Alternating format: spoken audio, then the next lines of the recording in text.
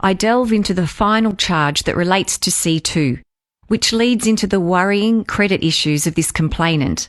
But even more disturbingly, what comes to light is the seeming unwillingness of the magistrate to shine a spotlight on this witness's inconsistencies and ambiguities, an unwillingness to cast unflattering light upon a complainant, and as a result, the subsequent unwillingness of the press not to look closely at the reasons why Craig was found not guilty. When producers approached Craig to do this third consecutive tour of Rocky, it was a juggling act to fit it in between filming of the Blake show.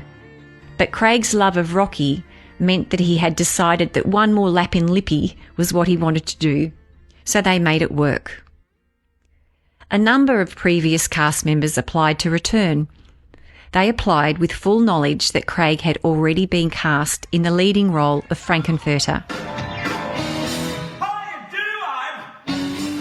C2 re-auditioned.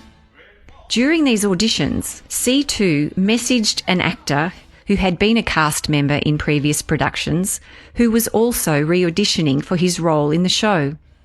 In court, this cast member had given evidence that not long after the 2014 tour had ended, C2 had told him that a kiss had taken place on stage with Craig that she felt had taken a little longer than it was meant to, but that it hadn't been serious enough to make a complaint about. This cast member noted that the kiss was part of the direction of the scene.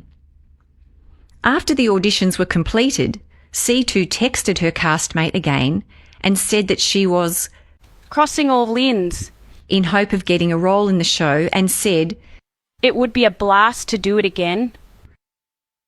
A short time later, when C2 discovered that she hadn't been successful in being cast in the show, she happened to run into this same castmate again on a Melbourne street. Between them, the casting decisions were discussed. He described her as being aggressive and angry at having been snubbed in the casting process, and that she had gone on to suggest that Craig McLachlan was responsible for her not getting the job. She verbally spoke of how she was going to make Craig pay. Note well,